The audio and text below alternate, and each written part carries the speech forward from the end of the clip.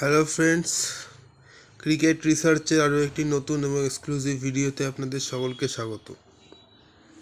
তো এই ভিডিওতে আমরা ইন্ডিয়া ভার্সেস সাউথ আফ্রিকার মধ্যে যে ওয়ার্ল্ড কাপ সুপার 8-এর যে ম্যাচটা খেলা হলো সেটা নিয়েই কথা বলবো। ইন্ডিয়া খুবই জঘন্য পারফরমেন্স করেছে এবং জঘন্য পারফরমেন্সের জন্য ইন্ডিয়া 76 রানে একটা খুবই হিউমিলিয়েশন যুক্ত একটা ডিফিট তারা পেয়েছি আমরা।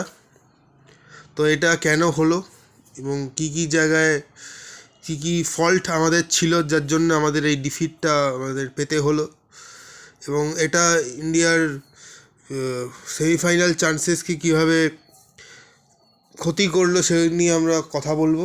তো চলুন ভিডিওটি শুরু করা যাক।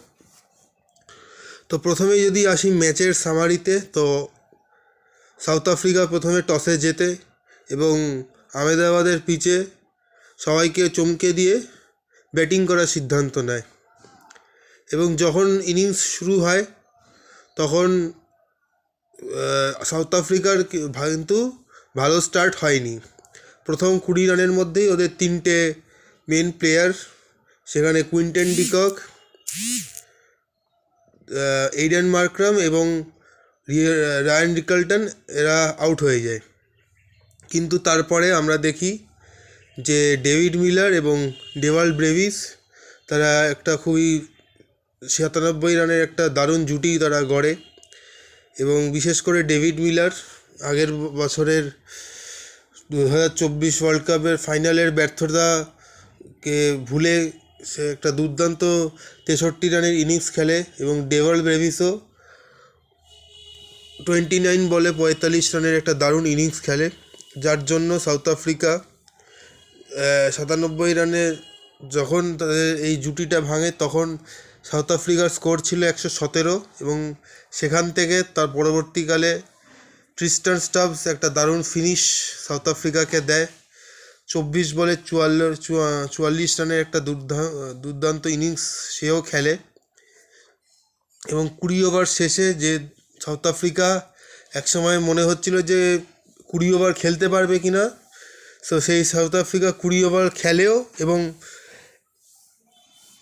একটা ওয়ার্ল্ড কাপের মতো প্রেশার ম্যাচে 188 রানের একটা চ্যালেঞ্জিং স্কোর তারা দাঁড় করায়।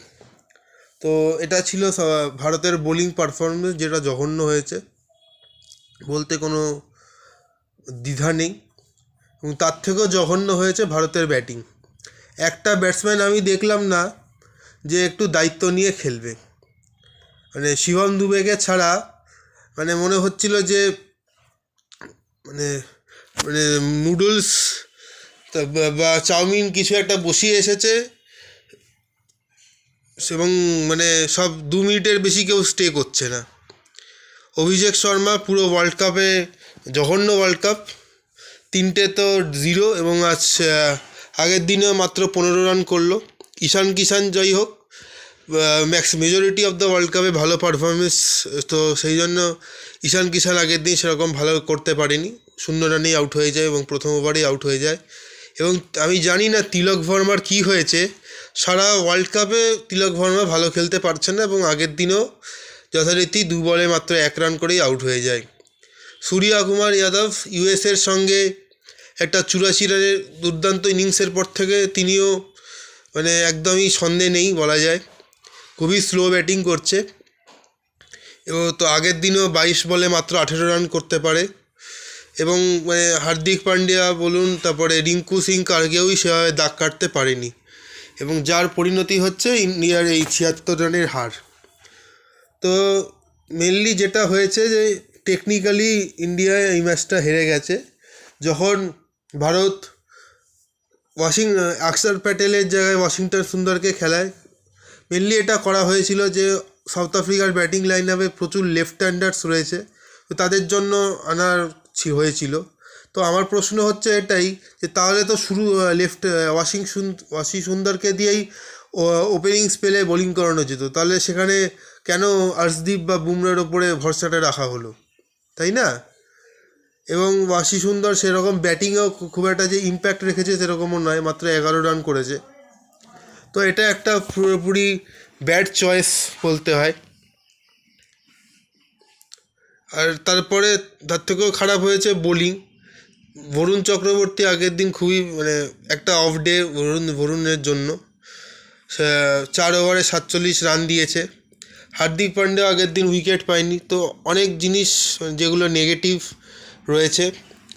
তো এবার যেটা হলো, কালকে ওয়েস্ট ইন্ডিজ জিম্বাবুয়েকে 107 রানে দুর্মুষ করাতে ওয়েস্ট ইন্ডিজের এখন নেট রান রেট সাউথ আফ্রিকার থেকেও ভালো। এবং যদি ওয়েস্ট ইন্ডিজ সাউথ আফ্রিকা ম্যাচে ওয়েস্ট ইন্ডিজ জিতে যায়, তো সেক্ষেত্রে ভারতের আর কিছু সে অর্থে করার থাকবে না।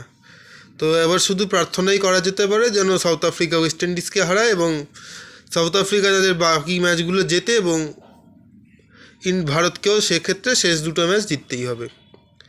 তো এই হচ্ছে পরিস্থিতি। সারা ওয়ার্ল্ড কাপে ইন্ডিয়ার বাজে ব্যাটিং পারফরমেন্স, স্পিনের এগেনস্টে স্ট্রাগল, এটা আমরা দেখলাম এবং সত্যি কিছু বলার নেই। তো এই ভিডিওটা এই পর্যন্তই ছিল। ভালো লাগলে লাইক শেয়ার কমেন্ট করে দেবেন। তো আজকের ভিডিওটা এই পর্যন্তই। ধন্যবাদ।